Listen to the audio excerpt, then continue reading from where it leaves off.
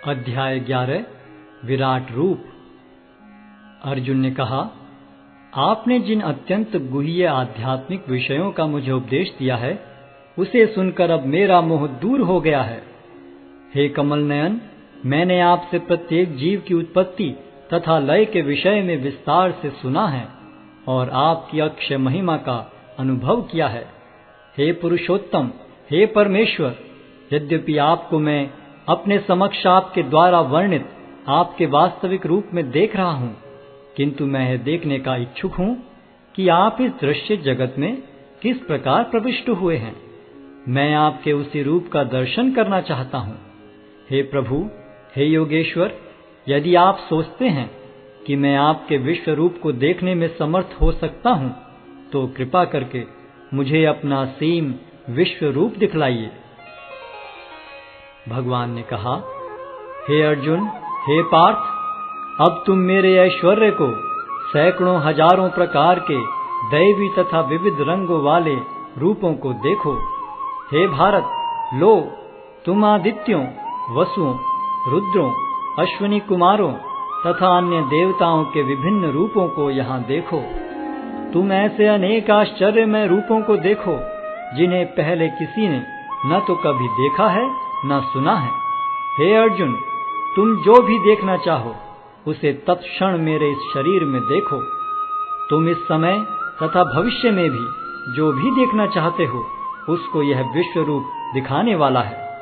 यहाँ एक ही स्थान पर चर अचर सब कुछ है, किंतु तुम मुझे अपनी आंखों से नहीं देख सकते, अतः मैं तुम्हें दिव्य आंखें दे रहा हूँ। अब मेरे योग ऐश्वर्य को देखो। संजय ने कहा, हे राजा, इस प्रकार कहकर महायोगेश्वर भगवान ने अर्जुन को अपना विश्व रूप दिखलाया। अर्जुन ने उस विश्व रूप में असंख्य मुख, असंख्य नेत्र तथा असंख्य आश्चर्य में दृश्य देखे। यह रूप अनेक दैवी आभूषणों से अलंकृत था और अनेक दैवी हथियार उठाए हुए था। यह दैवी मालाएं तथा वस्त्र धारण किए था और उस पर अनेक दिव्य सुगंधियां लगी थीं। सब कुछ आश्चर्यमय, तेजमय, असीम तथा सर्वत्र व्याप्त था। यदि आकाश में हजारों सूर्य एक साथ उदय हों, तो उनका प्रकाश शायद परम पुरुष के इस विश्व रूप के तेज की समता कर सके। उस समय अर्जुन भगवान के विश्व रूप में एक ही स्थान पर स्थित हजारों भागों में विभक्त ब्रह्मांड के अनंत अंशों को देख सका। तब मोहग्रस्त एवं आश्चर्यचकित रोमांचित हुए अर्जुन ने प्रणाम करने के लिए मस्तक झुकाया और वह हाथ जोड़कर भगवान से प्रार्थना करने लगा।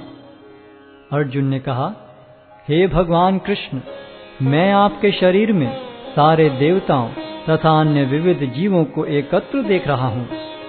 मैं कमल पर आसीन ब्रह्मा, शिवजी तथा समस्त ऋषियों एवं दिव्य सर्पों को देख रहा हूँ।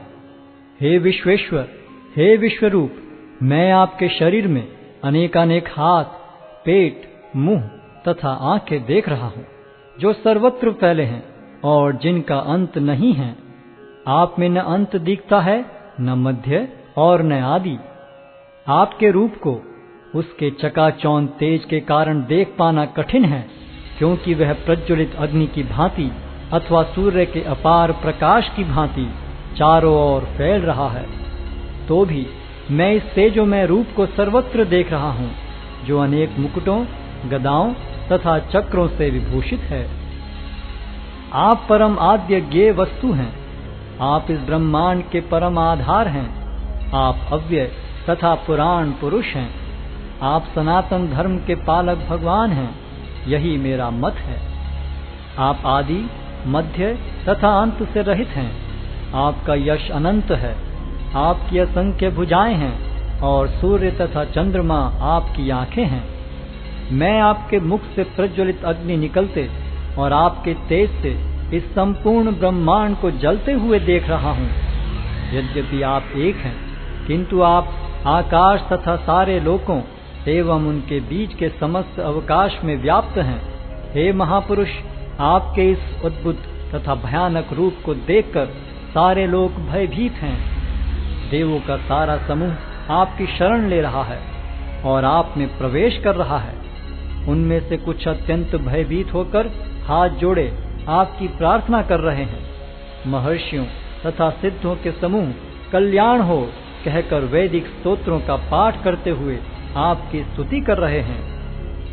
शिव के विविध रूप आदित्यगण, वसु, साध्य, विश्वदेव, दोनों अश्विनी कुमार, मरुदगण, पितृगण, गंधर्व, यक्ष, असुर तथा सिद्धदेव सभी आपको आश्चर्यपूर्वक देख रहे हैं। हे महाबाहु, आपके इस अनेक मुख, नेत्र, बाहु, जंघा, पांव, पेट तथा भयानक दांतों वाले विराट रूप को देखकर देवतागण सहित सभी लोग अत्यंत विचलित हैं और उन्हीं की तरह मैं भी हूँ।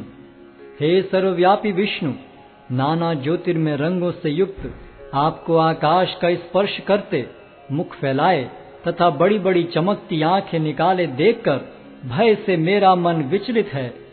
मैं न तो धैर्य धारण कर पा रहा हूँ, न मानसिक संतुलन ही पा रहा हूँ। हे देवेश, हे जगन्निवास, आप मुझ पर प्रसन्न हो। मैं इस प्रकार से आपके प्रलयाग्नि स्वरूप मुखों को तथा विकराल दांतों को देखकर अपना संतुलन नहीं रख पा रहा। मैं सब ओर से मोहग्रस्त हो रहा हूँ। धृतराष्ट्र के सारे पुत्र अपने समस्त सहायक राजाओं सहित तथा भीष्म, द्रोण, कर्ण एवं हमारे प्रमुख योद्धा भी आपके विकराल मुख में प्रवेश कर रहे हैं। उनमें से कुछ के शिरों को तो मैं आपके दांतों के बीच चूर्णित हुआ देख रहा हूँ। जिस प्रकार नदियों की अनेक तरंगें समुद्र में प्रवेश करती हैं, उसी प्रकार ये समस्त महान योद्धा भी आपके प्रज्वलित मुखों में प्रवेश कर रहे हैं। मैं समस्त लोगों को पूर्ण वेग से आपके मुख में उसी प्रकार प्रविष्ट होते देख रहा हूँ, जिस प्रकार पतंगे अपने विनाश के लिए प्रज्वलित अग्नि में कूद पड़ते हैं। हे विष्णु, मैं देखता हूँ कि आप अपने प्रज्वलित मुखों से सभी दिशाओं के लोगों को निगले जा रहे हैं। आप सारे ब्रह्मांड को अपने तेज से आपूरित करके अपनी विकराल झुलसाती किरणों सहित प्रकट हो रहे हैं। हे देवेश, कृपा करके मुझे बतलाइए कि इतने उग्र रूप में आप कौन हैं। मैं आपको नमस्कार करता हूँ, कृपा करके मुझ पर प्रसन्न हो। आप आदि भगवान हैं। मैं आपको जानना चाहता हूँ, क्योंकि मैं नहीं जान पा रहा हूँ कि आपका प्रयोजन क्या है। भगवान ने कहा, समस्त जगतों को विनष्ट करने वाला काल मैं हूँ और मैं यहाँ समस्त लोगों का विनाश करने के लिए आया हूँ। तुम्हारे सिवा दोनों पक्षों के सारे योद्धा मारे जाएंगे। अतः उठो, लड़ने के लिए तैयार हो और यश अर्जित करो। अपने शत्रुओं को जीतकर संपन्न राज्य का भोग करो। ये सब मेरे द्वारा पहले ही मारे जा चुके हैं।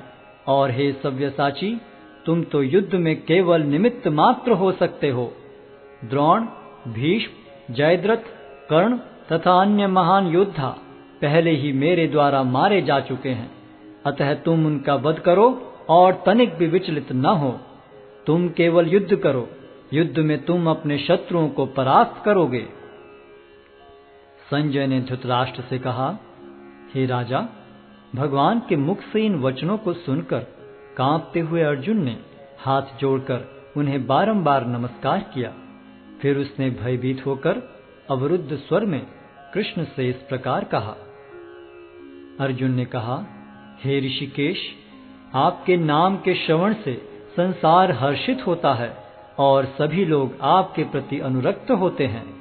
यद्यपि सिद्ध पुरुष आपको नमस्कार करते हैं, किंतु असुरगण भयभीत हैं और इधर उधर भाग रहे हैं।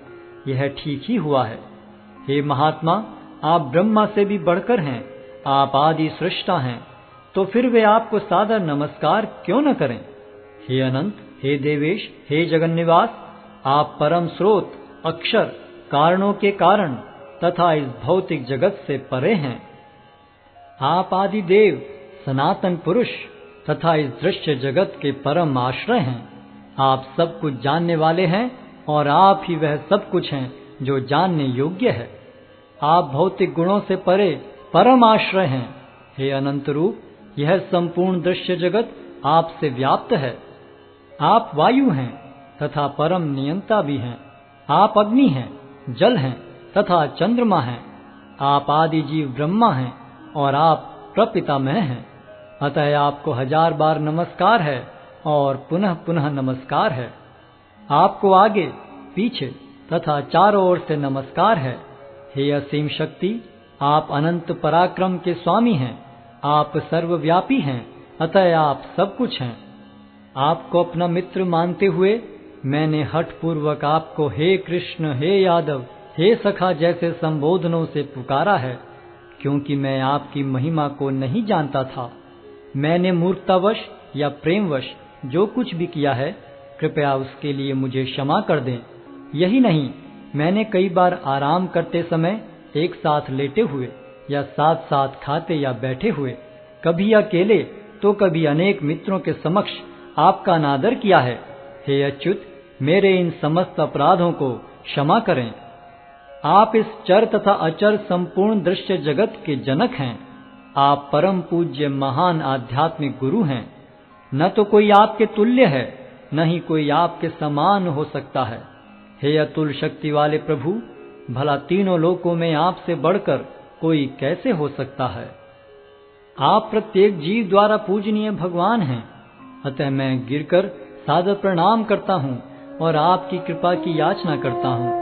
जिस प्रकार पिता अपने पुत्र की ठिठाई सहन करता है, या मित्र अपने मित्र की घृष्टता सह लेता है, या प्रिय अपनी प्रिया का अपराध सहन कर लेता है, उसी प्रकार आप कृपा करके मेरी त्रुटियों को सहन कर लें।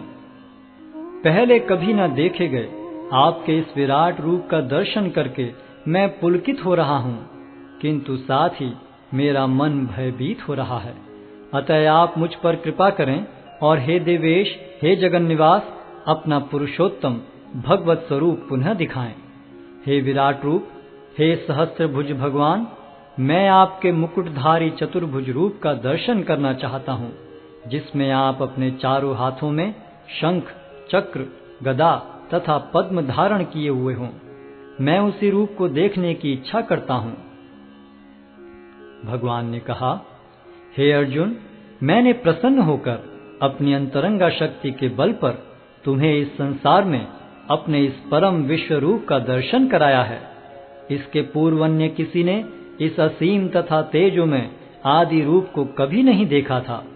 हे कुरुश्रेष्ठ, तुमसे पूर्व मेरे इस विश्व रूप को किसी ने नहीं देखा, क्योंकि मैं न तो वेदाध्ययन के द्वारा, न यज्ञ, दान, पुण्य या कठिन तपस्या के द्वारा इस रूप में इस संसार में देखा जा सकता हूँ।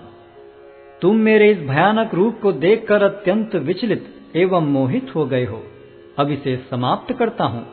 हे मेरे भक्त, तुम समस्त चिंताओं से पुनः मुक्त हो जाओ। तुम शांत चित्त से अब अपना इच्छित रूप देख सकते हो। संजय ने धृतराष्ट्र से कहा।